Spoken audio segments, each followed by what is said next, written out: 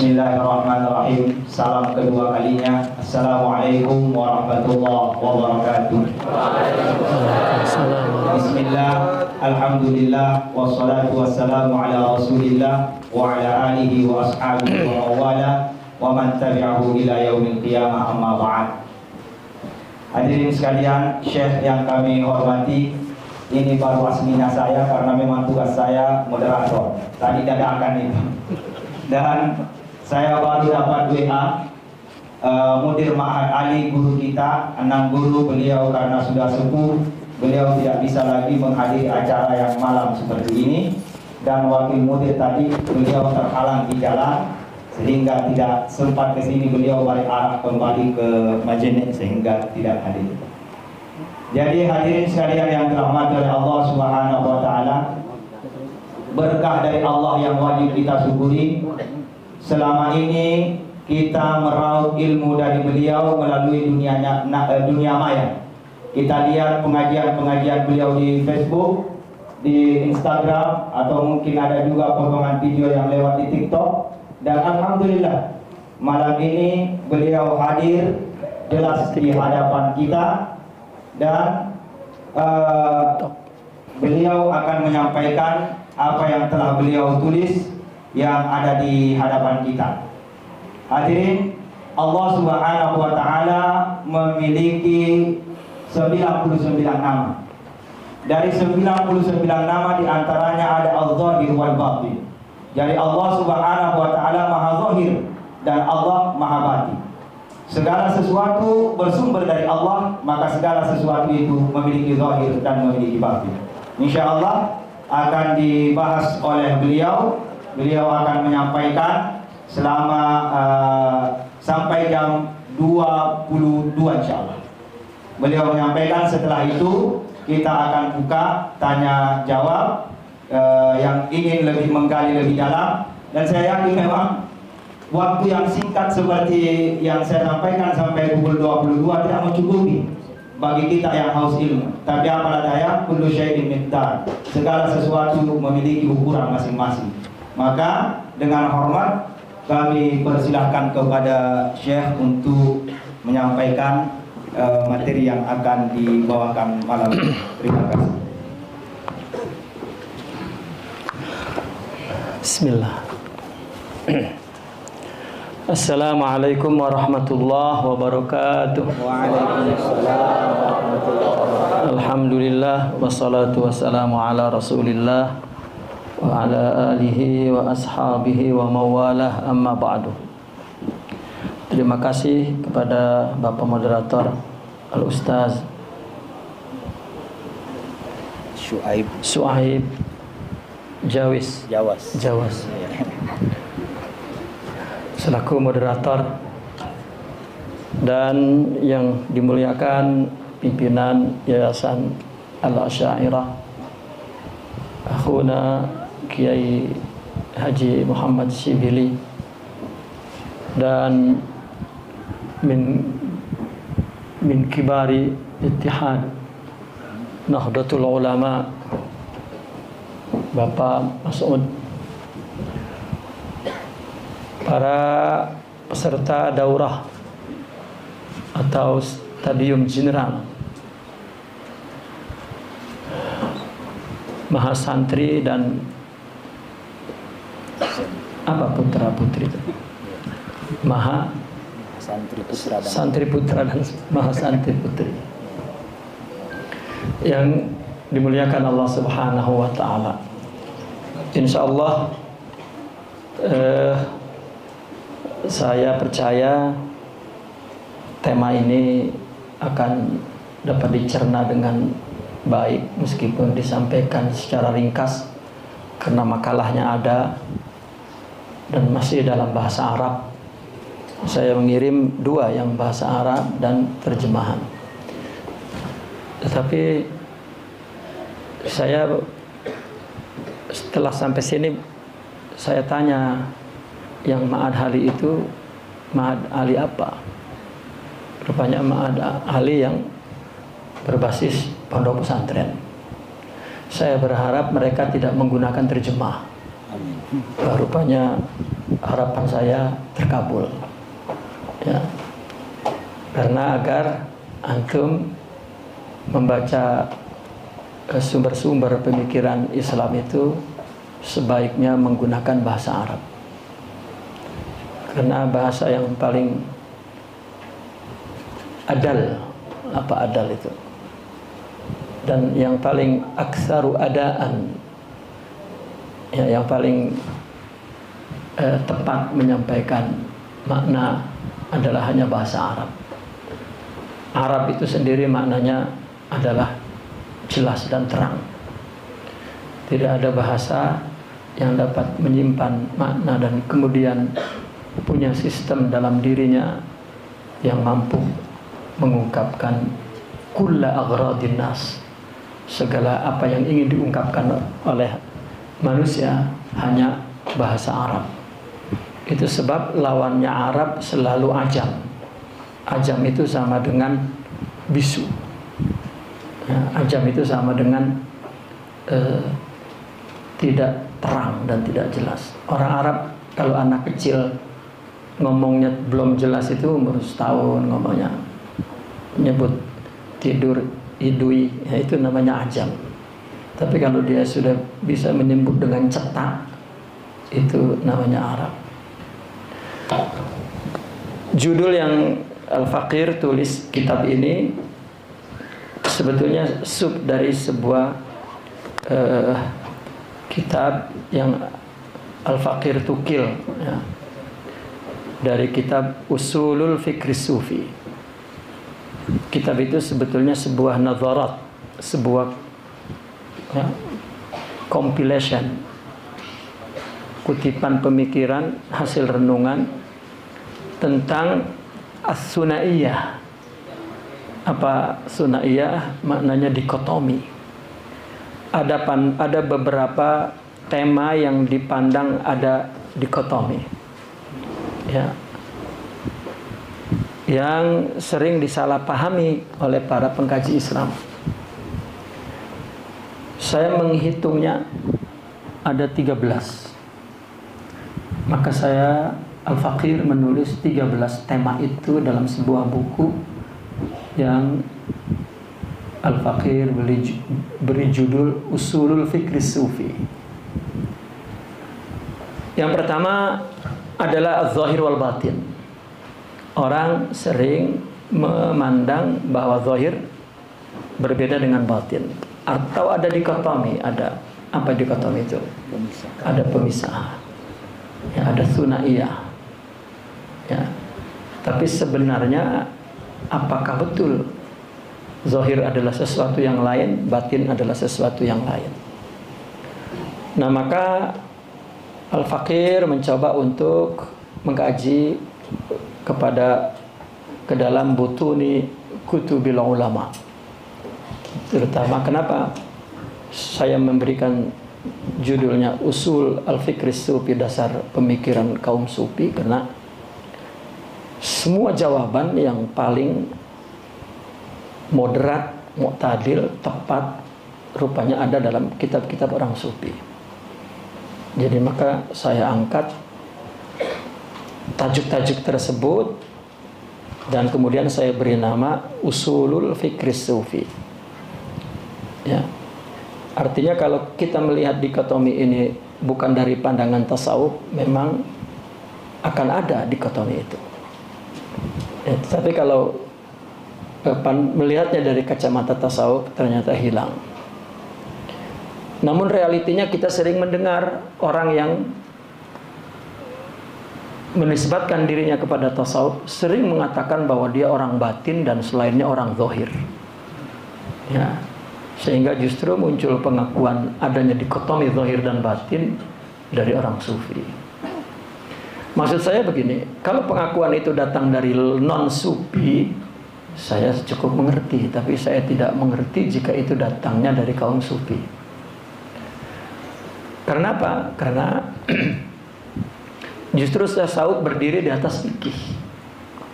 Kalau fikih itu landasan, maka tasawuf berdiri di situ. Ya, tasawuf boleh tidak ada, tapi fikih tidak boleh tidak ada.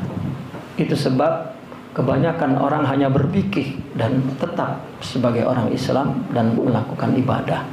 Tetapi kalau fikih tidak ada, yang ada hanya tasawuf, maka mereka ya tidak menjadi orang Islam sama sekali, bahkan kafir. Ya. Contoh realnya bahwa tasawuf itu sholat, maaf, fikih itu gerakan sholat, zahir sholat, dan tasawuf adalah khusyuk sholat. Orang boleh sholat tanpa khusyuk, tapi tidak boleh khusyuk tanpa sholat. Nah, maka berarti yang memerlukan zahir adalah batin. Ya, maka tasawuf memerlukan fikih. Bahkan fikih kalau boleh kita katakan manifestasi daripada tasawuf. Zahir manifestasi daripada batin. Namun kita lihat yang pertama, tinjauan zahir batin ini, ya, rupanya zahir batin itu merupakan asilatul manhaj. Ya.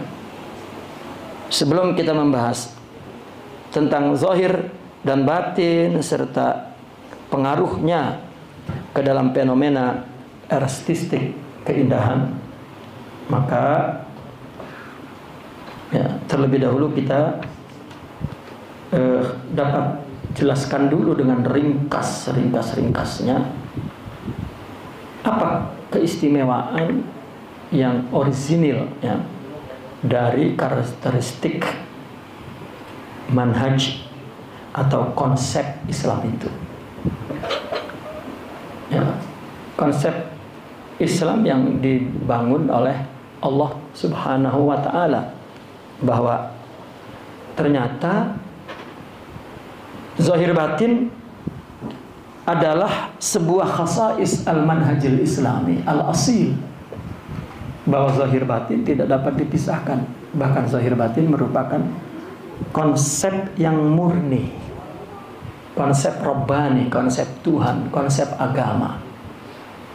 Agama Islam tidak akan, ya, melepaskan salah satu daripada zahir dan batin ini, tidak. Zahir dan batin kedua-duanya merupakan manhaj, sistem, merupakan konsep. Ya. Nah, yang pertama, maksudnya bahwa zahir batin ini tidak berseberangan seperti yang dipandang oleh orang, dan tidak bertentangan. Karena manhaj atau karena zahir batin ini merupakan tadi khasais, karakteristik atau ciri Islam yang murni. Hal ini dapat kita perhatikan dalam berbagai aspek kehidupan manusia. Ya. Dapat kita perhatikan ke dalam aspek seluruh kehidupan manusia. Manusia memiliki aspek zahir. Apa? Yakni dimensi yang terlihat oleh indera. Ya. Yang dengan aspek zahiriah ini kita dapat membezakan bentuknya, tingginya, besarnya, gemuknya, warna kulitnya. Namun juga memiliki aspek batin. Apa aspek batin? Itu yang terdapat di dalam dirinya, seperti akidahnya, pemikirannya, prinsipnya, ya. Atau kalau secara fisik, zahir adalah fisiknya, batin adalah rohaninya. Maka tidak ada orang zahir tanpa batin, batin. Jadi zahir batin itu, ya, satu kesatuan yang tunggal, tidak terpisah, tidak ada dikotomi.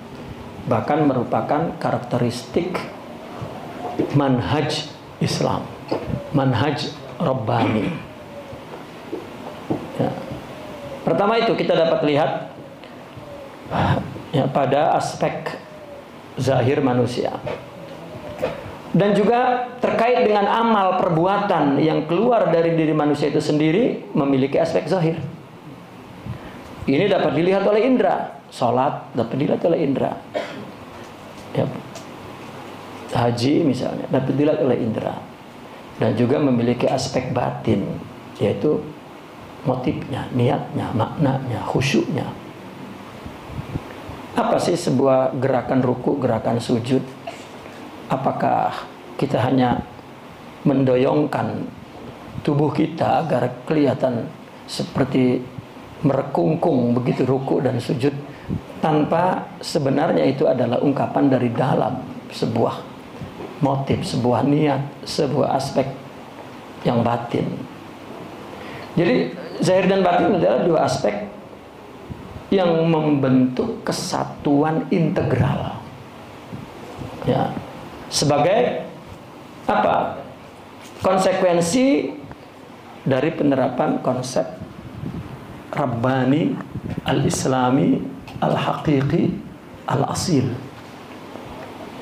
Memang Allah menciptakan ya, dua aspek itu sekaligus, tidak terpisah.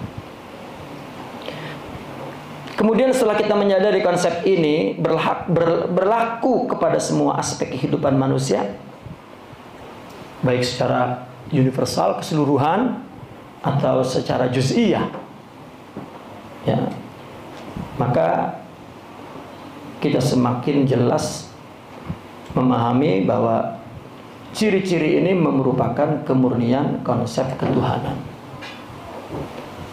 konsep batin, manhaj al-islami al-asil, zahir dan batin ini. Manusia pun diciptakan oleh Allah ada rupanya, ya, tetapi itu bukan manusia hakiki selama belum muncul dari dalam batinnya idealisme konsep itu bahwa batinnya pun mesti hidup, bukan hanya zahirnya. Ya. Ya memang zahir mengikuti batin. Itu sebab Nabi mengatakan ala wa inna fil jasadi mudghah idza saluhat saluhal jasadu kulluhu wa idza fasadat fasadal jasadu kulluhu ala wahyal qalbu. Batin. Kata Nabi, ada, ketahuilah di dalam tubuh ini, artinya di dalam zahir ini ada mudghah, ada sesuatu yang tersimpan di dalam batin. Jadi ini idealisme konsep Rabbani, ya.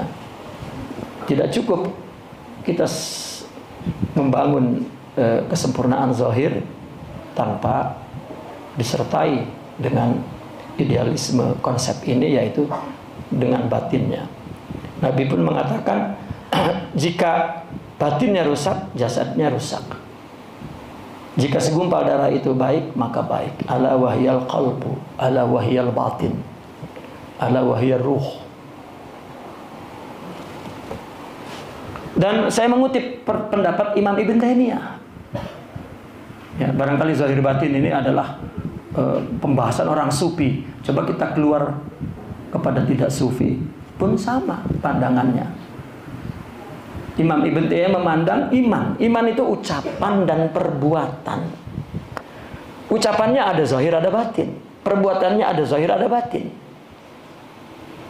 Ya. Zahir mengikuti batin, zahir menyertai batin.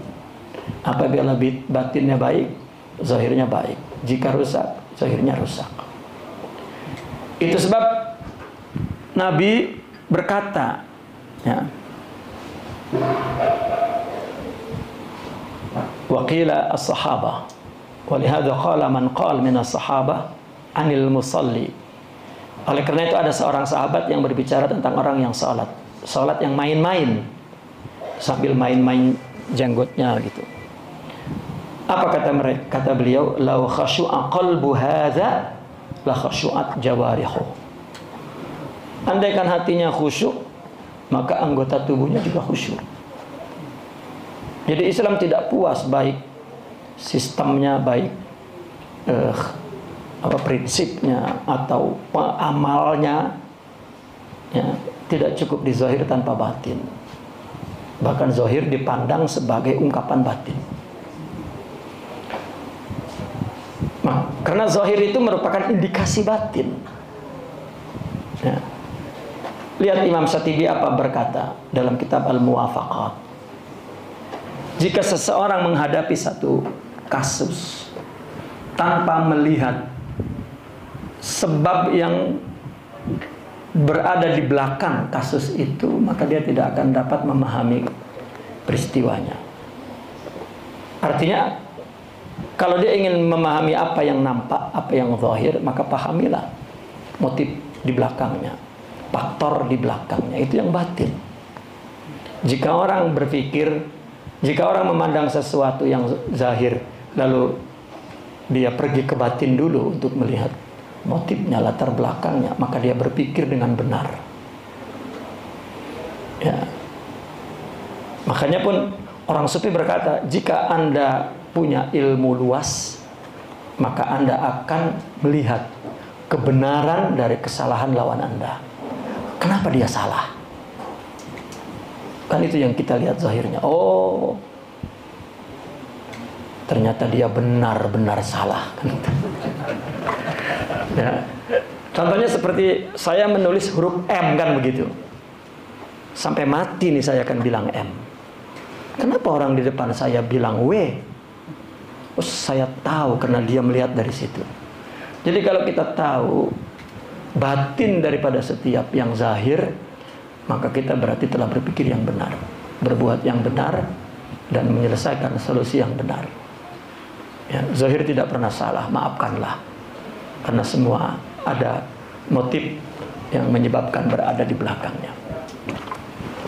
Artinya bahwa zahir dan batin ini merupakan karakteristik manhaj Allah. Ya, dalam menciptakan manusia dan dalam menurunkan prinsip kehidupan ini, undang-undang kehidupan ini.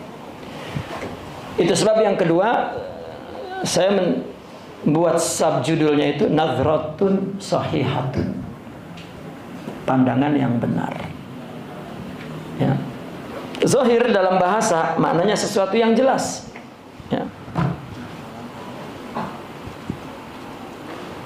Zahir dalam bahasa, secara bahasa, ma makna zahir? Ya, berarti sesuatu yang nyata, sesuatu yang nampak. Sedangkan al-batin adalah bagian dalam dari sesuatu yang nampak itu. Ya. Contoh misalnya baju ini, antum nampak kelihatan zahirnya ini. Tidak mungkin tidak ada batinnya. Kalau ada zahir tidak ada batinnya, mustahil. Ya. Jadi bagaimana mereka mau mengatakan saya ahli batin dan terpisah, kamu ahli kulit? Terpisah. Kalau ada keterpisahan, berarti ada kesalahan dalam pikirannya dan mempengaruhi kepada amalnya. Dan itu tidak sesuai dengan konsep manhaj Rabbani, manhaj Islam yang al-asil. Ya. Laki-laki boleh mengatakan di hadapan perempuan, aku cinta padamu, padahal bohong. Ya, dia menipu. Berarti ya, ada yang salah dalam dirinya. Karena idealnya adalah zahir dan batin tidak boleh terpisah. Nah, oleh karena itu, ya, ketika orang sufi memahami keduanya, baru mereka menjadikan zahir dan batin sebagai dua simbol bagi karakteristik makrifat. Ya.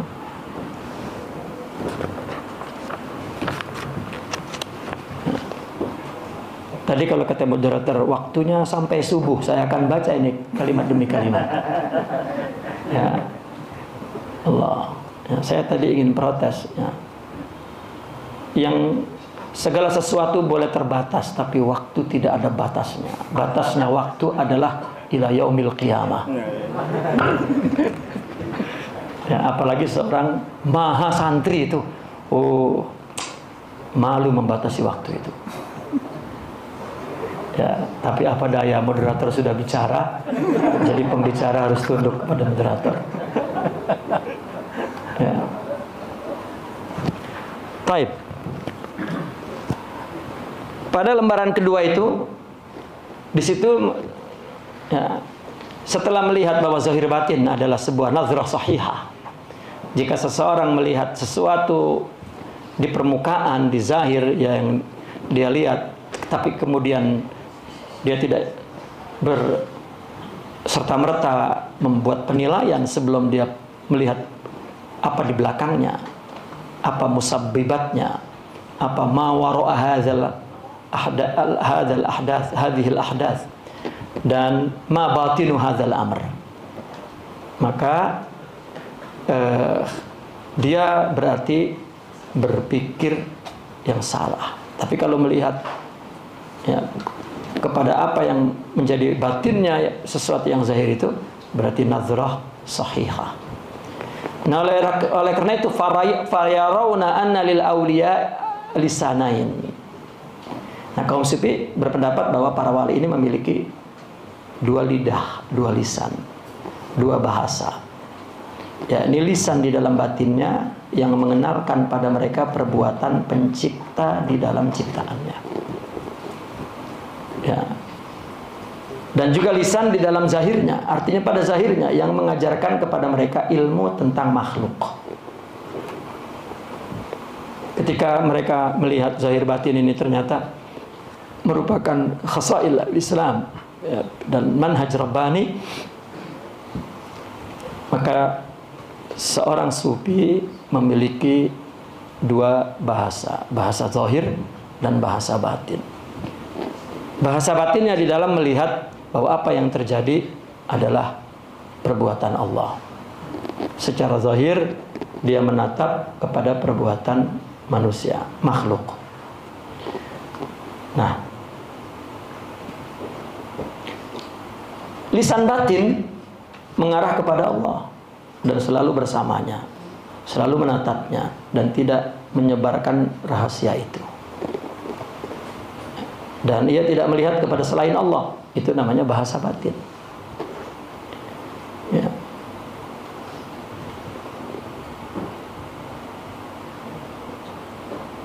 Adapun lisan yang kedua yang zahir, ini adalah yang dia gunakan untuk berkomunikasi kepada jasad, kepada indera dan akal, atau yang mengatur zahiriyah dengan pengetahuan indera dan akal. Ya. Sehingga di dalam prinsip makrifat, atau katakanlah makrifat yang dicapai oleh orang sufi itu justru bukan murni melihat batin, tetapi justru melihat karakteristik zahir batin itu. Bagaimana dia melihat Allah? Batinnya. Ya. Tapi bagaimana matanya, pikirannya melihat fenomenanya, fenomena Tuhan, yaitu makhluk yang Allah ciptakan. Semua berita tentang ketuhanan telah Allah manifestasikan, jelmakan dalam bentuk manusia, dalam bentuk makhluk mazhar disebutnya. Nah, maka itulah yang orang sufi mengatakan huwa zahir wal batin. Maka manifestasi zahir itu adalah dari dalam batin. Yang ketiga, berarti zahir dan batin itu adalah hakikat yang tunggal. Ya, jadi zahir dan batin dua wajah untuk hakikat yang tunggal. Setiap wajah mengungkapkan karakteristiknya masing-masing. Padahal kedua-duanya adalah tunggal, satu. Ya. Apabila zahir dan batin ini mempunyai kesempurnaan yang sama dan beraktivitas secara saksama, maka berarti itulah kemurnian agama ini, kemurnian hidup ini, dan kesempurnaan manusia. Tetapi kalau hanya salah satu saja, ya, zahirnya saja atau batinnya saja, orang-orang sufi menilai dilalatun ala halatin maradiyah. Ya, orang sholat saja tidak khusyuk, itu halah maradiyah. Maradiyah bukan maradiyah. Kalau mardiyah ridho, tapi kalau marad sakitiyah. Ya. Kalau zahir saja. Ya, kalau batin saja bukan sekedar sakit itu, stroke, ya. Karena zahirnya tidak ada. Nah, untuk membaca perkara ini ada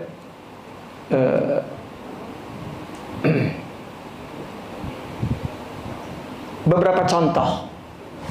Contoh yang pertama ini mulazamatu az-zahir wal batin. Persistensi zahir dan batin. Ya, kesamaan zahir dan batin. Inilah yang mendapat afirmasi dari manhaj Islam. Ya. Maka kesahihan amal atau kesahihan, ya, validitas sebuah tema, sebuah, ya, itu mesti zahirnya mengungkapkan, ya, secara teliti tentang zahirnya. Ya, jadi kalau dia melakukan sesuatu, apa yang dilakukannya itu yang ada dalam batinnya, apa yang diucapkannya itu yang ada dalam batinnya, apa yang ya, itu adalah tanda bahwa kesempurnaan, ya, kesahihan, kalau itu amal atau pemikiran, ya, atau sebuah tema apapun.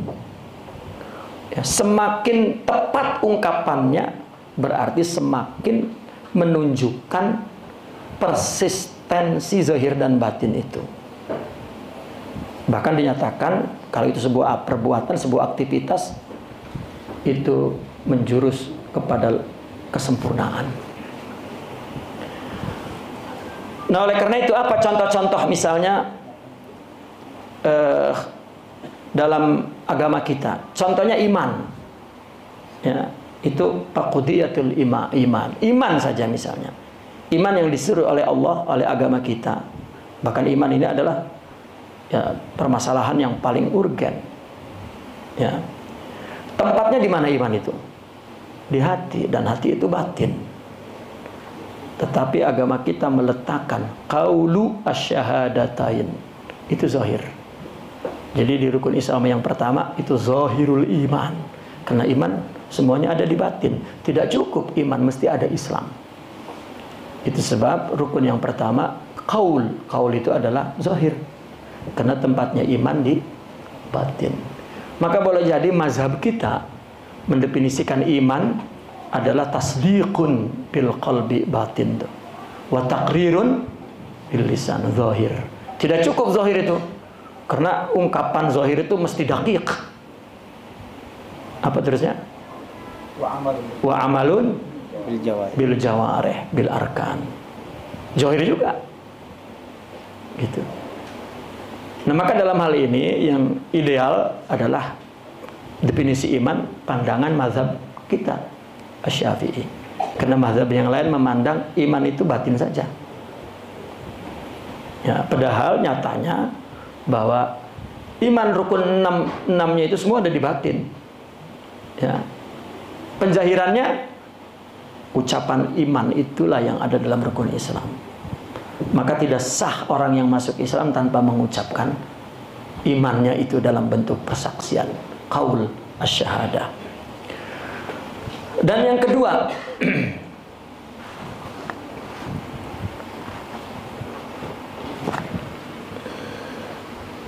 antum mengikuti nggak kitabnya itu?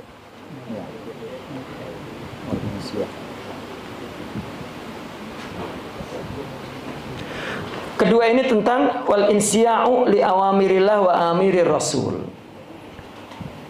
Ini berbicara tentang ketundukan terhadap perintah Allah dan Rasul. Insya' yakni al-khudu, ya, al-inqiyad.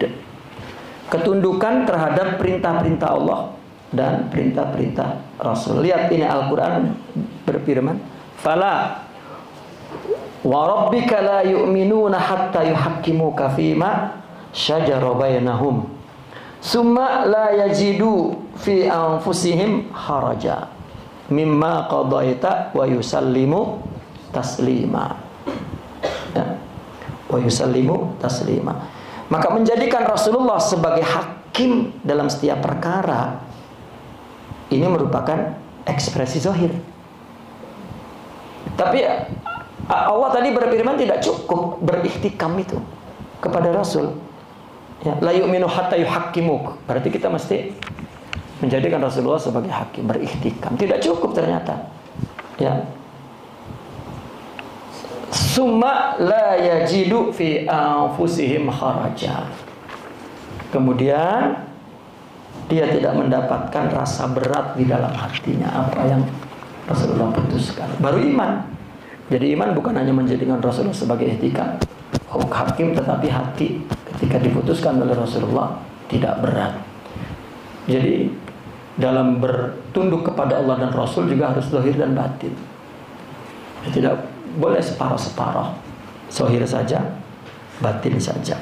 Yang kedua dalam pergaulan dengan manusia, ya, bahkan dalam ruang lingkup keluarga dan hubungan suami istri, ya. Ini contohnya orang yang memberikan mahar, ya. Allah berfirman, wa atun nisaa saduqatihin nihla fa in tibna lakum an syai'in minhu nafsan fakuluhu hani'am mari'a. Artinya orang yang telah memberikan mahar, mas kawin, ya, kepada perempuan, kemudian mas kawinnya mau dipakai untuk usaha oleh laki-laki itu, ya. Mahar kan sebagai pemberian di situ, sebagai sedekah. Itu kan diberikannya, ditunaikannya dengan penuh kerelaan. Kemudian jika mereka menyerahkan kepada kamu sebagian dari mas kawin itu dengan senang hati, maka terimalah, nikmatilah pemberian itu dengan senang hati. Fakuluhu, makanlah, hani'an mari'a. Nah di situ ada nafsan. Ya. Apa maksudnya di situ kalimat nafsan? Ini nafsan ini di dalam ayat ini memiliki sugesti yang sangat besar. Ya. Artinya terkadang istri menyerahkan sebagian hartanya kepada suami atau ia menyisihkan sedikit dari maharnya yang dia terima, itu menunjukkan bahwa dia ridho, ya, ridho seorang istri. Agar, ya, untuk apa ridho itu? Untuk menjaga hubungan suami istri dengan baik. Nah, ridho dalam bentuk ekspresi zahir saja tidak cukup. Bagaimanapun juga istri mesti menunjukkan berbagai indikasi kuat yang dapat dirasakan suami, bahwa ekspresi ridhonya itu dibarengi dan disertai dengan keridhaan jiwa dan batin. Itulah kata-kata nafsan. Nggak boleh perempuan, ya udah bang, ya habis bagaimana kalau kita nggak makan, ya gimana, ya udah ambillah. Tidak boleh itu begitu, tidak jadi tuh kalau melihat ayat ini. Ya, kelihatannya ridho, zahirnya ya udahlah. Ya, jadi tidak boleh. Mestinya ambillah bang, harta dari Allah. Nah, semua ini kan mesti ada indikasi batinnya. Ini kata nafsan. Nah ini, fa in tibna lakum an syai'in minhu nafsan. Tibnanya itu nafsan. Bukan hanya, ya, pemberian tidak cukup. Ya. Maka baru kata Allah, fakulu hani'an mari'ah. Nikmatilah. Ya. Jadi tidak dapat dipisahkan antara zahir dan batin tersebut. Itu contoh pertama. Nah sekarang kita lihat contoh kedua. Ini infiradul batin. Infiradul batin ini artinya ada independensi. Boleh diungkapkan independensi itu boleh. Apa sih? Independensi. Independen. Allah. Ya. Saya dulu menjadi mahasiswa sangat aktif dalam berorganisasi. Dulu saya tidak mau bicara kecuali populer. Tetapi setelah pergi ke Mesir, ternyata nggak ada artinya itu populer. Tahun 92 saya ke Mesir, saya bersumpah untuk tidak membaca satu huruf pun bahasa Indonesia tentang ilmu. Jadi sampai hari ini saya tidak pernah membaca sumber ilmu dengan tulisan Indonesia. Ya, saya sekarang kalau membaca bahasa Indonesia mundur rasanya ke belakang. Ya, lupa independensi. Dimensi batin saja itu infiradul batin, ya, hanya batin saja. Coba kita lihat apa yang terjadi. Ya. Di sini ada beberapa contoh. Contoh pertama, ketika dimensi batin ini berdiri sendiri, independen, ya, sehingga tidak dapat dikawal dalam bentuk ekspresi zahir. Kalau batin saja, zahirnya kacau. Ya, maka ini artinya terjadi ketimpangan, sehingga salah satu unsur rukunnya hilang. Sistem Islam ini, manhaj Islam ini, sistem Tuhan ini tidak terpisah zahir dan batin. Kalau hilang saja salah satunya, maka akan, ya, ada kelemahan. Maka apapun yang terjadi kalau hanya bagian zahirnya, bagian batinnya mesti menimbulkan masalah. Ya. Contoh dalam kisah Abi Thalib, ini contoh yang terbaik. Ya. Banyak indikasi yang menunjukkan bahwa Abi Thalib iman di dalam dirinya. Ya, jelas kasih sayangnya kepada Rasul, pembelaannya, sikapnya berpihak kepada Rasul, ya. Dan beliau menjamin seujung rambut pun Rasulullah tidak akan ada yang dapat menjatuhkannya. Ini isyarat yang jelas bahwa ada iman di batinnya. Tetapi ketika Rasulullah memintanya sungguh-sungguh untuk mengucapkannya dalam bentuk zahir, ya, Abi Thalib tidak mampu mengucapkannya. Maka sampai hari ini ulama berbeda pendapat tentang ini dan tetap menjadi problem. Ya. Mungkin saja sah batin itu. Kita tidak bicara tentang itu urusan Allah. Tapi untuk urusan manhaj Islam tetap menimbulkan masalah sampai sekarang. Boleh nanti.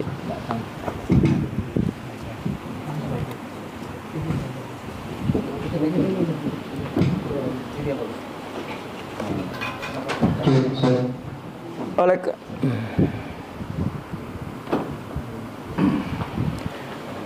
nah, maka Abu Thalib menolak Allah. Nah, Abu Thalib menolak untuk mengiklankan syahadat itu. Ya. Sehingga orang Arab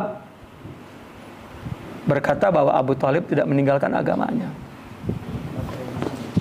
Nah, itu baterainya habis. Sini, baterainya yang nggak habis ini.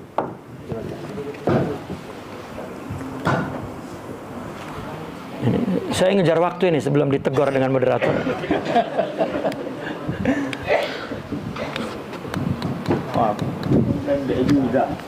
Ini harus diganti waktunya ini. Ya. Allah. Ada suaranya? Pakai kabel aja. Ya. Baik.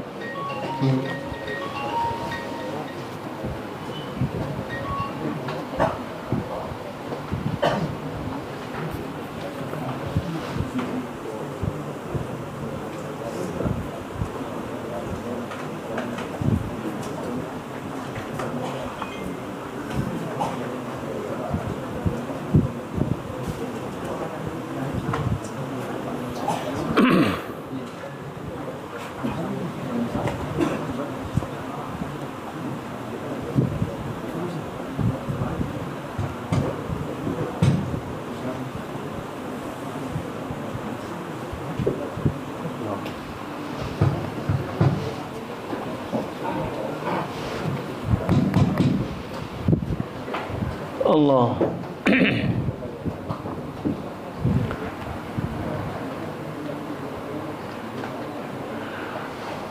Nah, contoh yang kedua yang ada di sini, yang ada batin saja.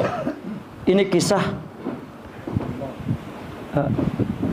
Abu Thalib yang pertama tadi ya.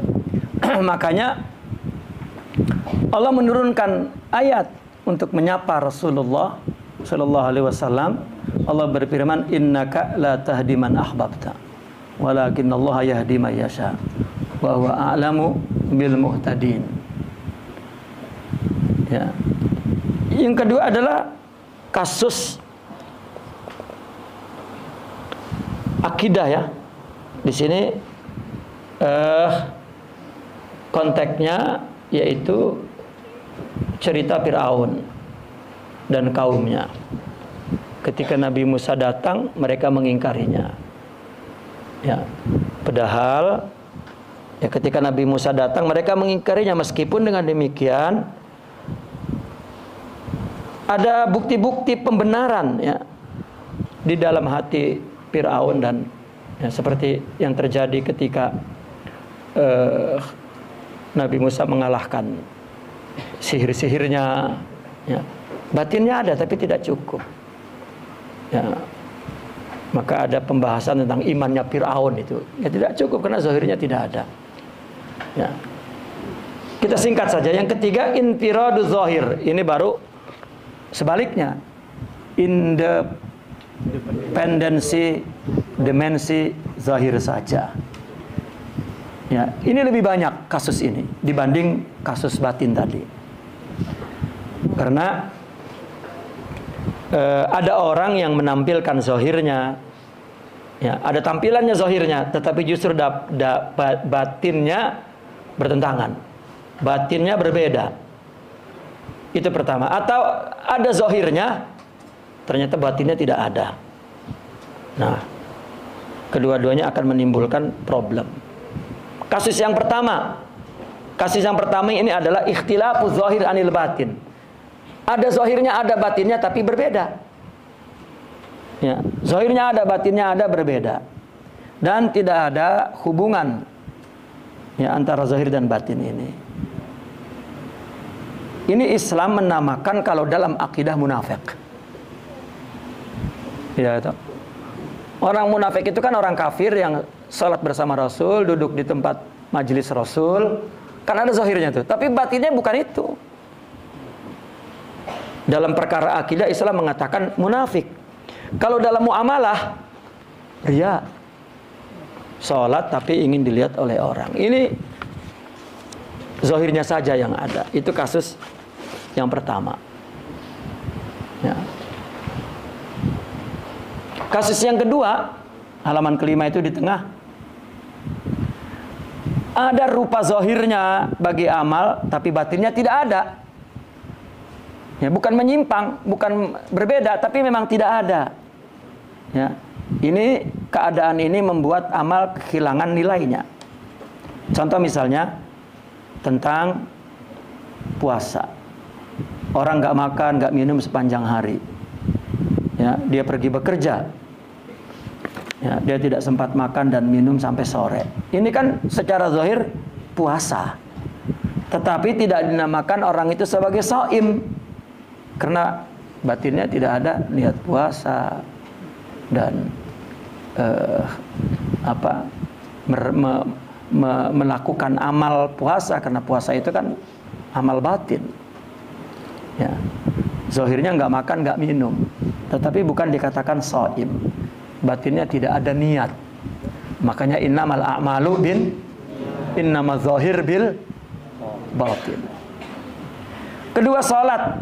Surahnya secara zahir salat ya, betul-betul dilakukan dengan sempurna ya, rukun-rukunnya dan semua, tapi salat punya hakikat batinnya, yaitu khusyuk. Jika tidak ya, salat tidak memberikan kekuatan batin untuk mencegah dia melakukan yang keji. Itu sebab Allah berfirman, inna salata tanha. Nah, ini salat yang khusyuk ya.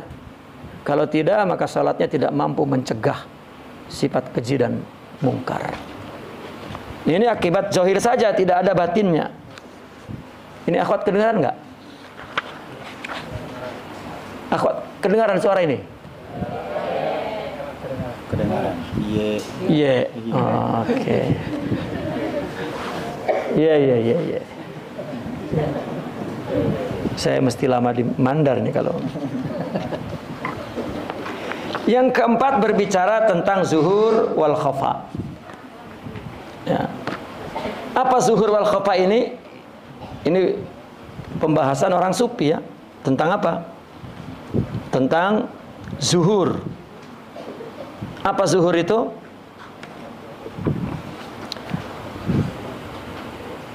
Izhar atau tajalli. Ya.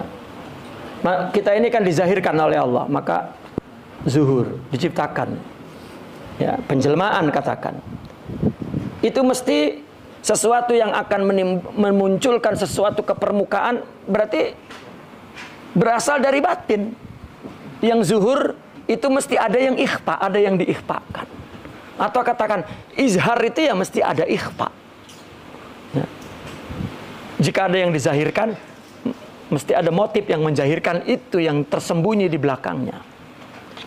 Nah, kita ini semua zahir. Sebetulnya apa yang disampaikan ke dalam permukaan zahir ini? Itu yang tersembunyi di belakang kita, yaitu asma dan sifat Allah. Ya. Jadi itu memang manhaj Rabbani. Zahir batin itu tidak boleh terpisah. Bagaimana orang supaya mengaku ahli batin? Tidak. Ya. Makanya salah anak muda yang mengatakan biar zahirku Jerman, batinku Mekah. Itu tidak betul. Ya, ini sakit, ini halah maradiyah ini. Ya. Itu. Tidak. Dan ini banyak di situ saya menjelaskan tentang kesamaan ulama fikih, ulama filsafat dan ulama tasawuf dalam perkara ini. Ya, itu boleh antum kaji. Kedua sekarang al-madar al-lughawi. Ya. Dimensi linguistik, bahasa. Memang sudah semestinya sebelum membahas lebih lanjut tentang az-zahir dan al-batin, ya, sebagai bagian daripada asmaul husna, kan zahir batin sebagai asmaul husna.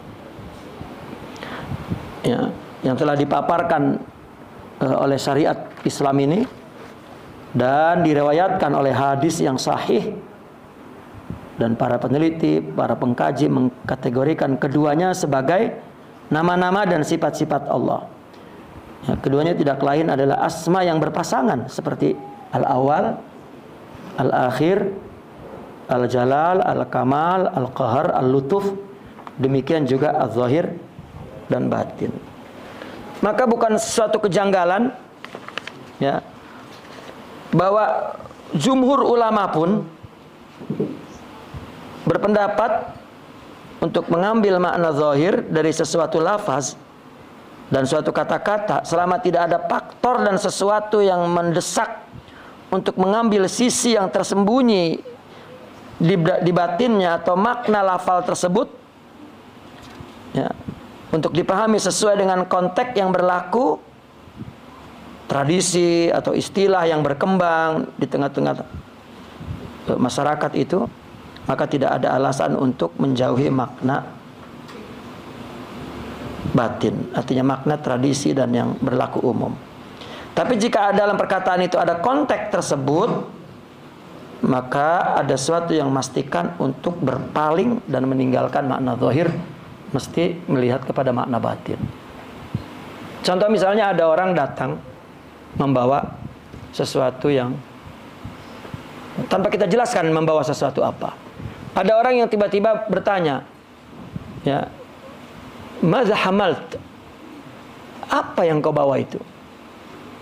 Orang itu mengatakan, "Hamaltul jabal." Katanya, aku membawa bukit. Jabal makna zahirnya adalah bukit. Ya, tetapi konteks di situ tidak boleh kita artikan jabal itu makna zahirnya, mesti makna batin. Karena ada siyak yang melarang, ya, untuk memaknakan makna zahir. Mesti kita pergi ke makna batin. Ya, karena dia bawa berangkas duit kan berat. Ditanya bawa apa? Bawa gunung lah, maksudnya syai'un tsaqil. Ya, mesti diartikan jangan gunung itu, tapi makna batin. Makna yang dimaksud di situ yaitu sesuatu yang berat.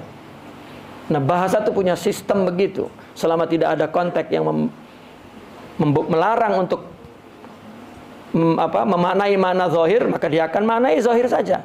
Tetapi jika ada yang melarang, maka mesti dia tinggalkan makna zahir itu, maka mesti pergi ke batin. Ya.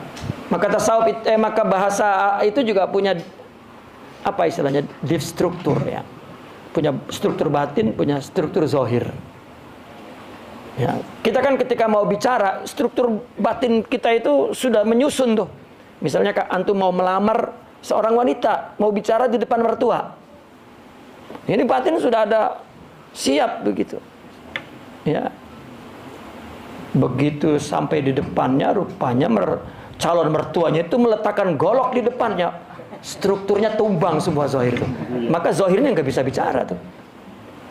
Ya. Jadi tetap, ya, itu maktub pun demikian. Ketika kita membaca sebuah kitab, zahirnya kita baca tuh. Ini artinya kita tahu secara kamus.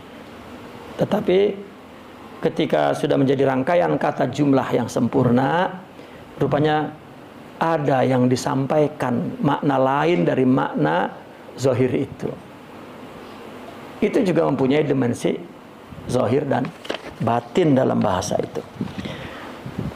Namun dalam bahasa ini ada yang azharuz zahir, ada yang memaknai secara tekstual banget gitu. Azharuz zahir itu zahir banget ya. Dan ada yang batin banget. Kedua-duanya adalah al-ifrat wa tafrid ya. Mesti ditolak ya, mesti ditolak.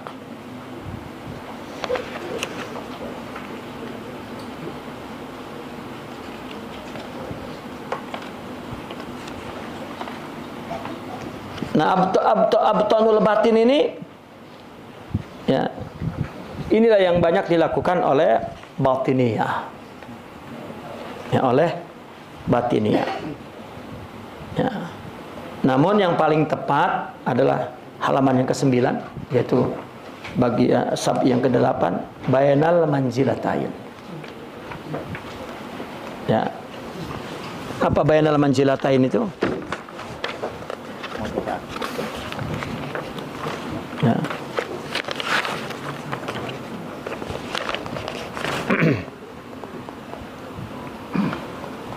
Ya, tadi antum boleh melihat contoh makna yang paling batin, makna yang paling ya, maka bayanal manzilatain ini diantara ya dua paling zahir dan paling batin tadi, artinya moderat, ya, wasat, tengah-tengah.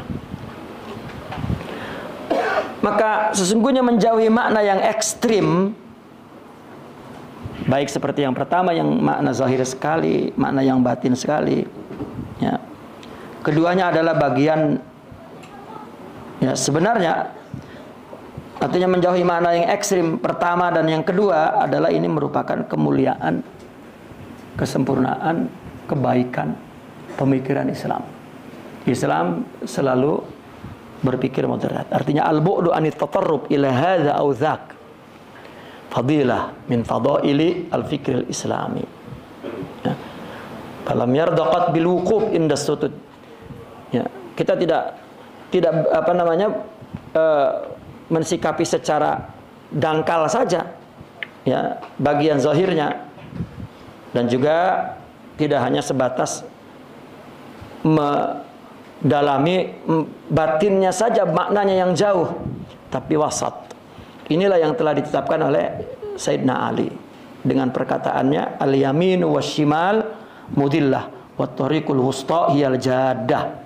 Ke kiri ke kanan itu jalan yang sesat, jalan yang tengah-tengah inilah jalan yang lurus, yaitu at-tawassut ya, moderat. Inilah yang menjadi pemikiran Islam. Ya, makna yang moderat ini ya, bahwa pemikiran Islam adalah konsistensi hanya yang moderat, itu konsistensinya. Ya, zahir dan batin. Contohnya di sini ada, kita melihat contoh ulama nih Ya, waqad darabu min amsilatil insirab an ahidihima birra'i wad dalil. Ini contoh yang makna yang tidak lari ke zahir, tidak lari ke batin. Ya, tidak ifrat dan tafrid. Wa amma man a'ta wattaqa. Wa amma man a'ta wattaqa. Adapun orang yang memberi, ya, dan kemudian yang bertakwa. Faqalu inna haqiqataha fil lughah annaha al-hijab al-mahsus yattakhidhuhu al-insan hailan bainahu wa baina ma yakrahu katurus. At-taqa itu asalnya dari ittiqa. Ittiqa itu adalah mengambil atau ittiqa itu adalah sebuah perisai, ya. Apa ya? Kalau perang itu di tangan apa namanya? Tameng. Tameng, ya. Ittiqa itu adalah menjadikan sesuatu untuk menghalangi dia dari sesuatu yang dia tidak sukai, yang menyakiti, itu tameng. Itu ittiqa, itu makna zahirnya. Ya, makna zahirnya. Seperti turus, duru, siap, baju, ya, yang mencegah kita dari panas, dingin, atau panah. Tetapi di situ kita tidak boleh artikan zahir. Bahkan makna maksud di situ adalah apa? Hijab al-ma'nawi, perlindungan makna batin, ya, yang dilakukan oleh hamba dalam bentuk taat, ibadah, sehingga jika melakukan taat dan ibadah maka dia terhalang dari siksa Allah. Maka itu adalah disebut takwa. Dan ini yang diriwayatkan dari Imam Malik. Ketika beliau juga mengatakan wasiyabaka fatahhir, siyabaka fatahhir, bajumu sucikanlah. Ya. Nah, maka Imam Malik berkata itu di bagian akhir itu, yang membuat aku kagum membaca Al-Quran dari ayat wasiyabaka fatahhir, ya, itu adalah di dalam masjid, bukan di jalanan, untuk mengartikan siyabaka fatahhir. Apa maksudnya? Dia berhujjah bahwasanya baju di sini adalah baju agama, baju takwa, bukan baju yang kita gunakan untuk pergi dan jalan di jalan. Ya, wasiyabaka fatahhir, sucikan agamamu, ya, sebagai baju ketakwaanmu. Itu. Jadi dia mengartikan tidak ke zahir banget, tidak ke batin banget. Diartikan yang tepat. Ya, itu adalah moderasi atau konsistensi pikiran, amal Islam yang, ya, wasatiyah, ya, yang wasatiyah. Dan banyak lagi contoh-contoh di sini.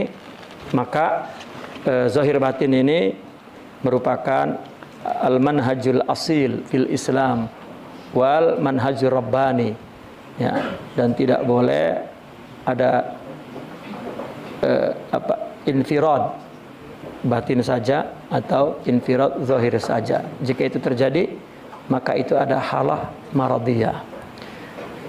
Segala dalam sektor apapun dalam kehidupan ini tetap bentuk yang ideal, yang menjadi konsekuensi dari manhaj Tuhan, manhaj Islam, adalah bahwa zahir batin merupakan dua wajah yang menggambarkan tentang hakikat yang tunggal. Saya kira itu. Selanjutnya kita pertajam dalam tanya jawab. Ya, aku qauli hadza wastaghfirullah li wa lakum. Assalamualaikum warahmatullahi wabarakatuh. Waalaikumsalam. Alhamdulillah. Terima kasih yang luar biasa kami haturkan kepada Syekh atas materi yang disampaikan. Dan mungkin kita di sini ada yang cuman zahir. Zahirnya ada tapi batinnya tidak ada. Zahirnya ada duduk di sini tapi batinnya, ya, berkeliaran di luar. Berarti kalau terjadi seperti itu halatul maradiyah. Itu ciri-ciri sakit itu kalau seperti itu.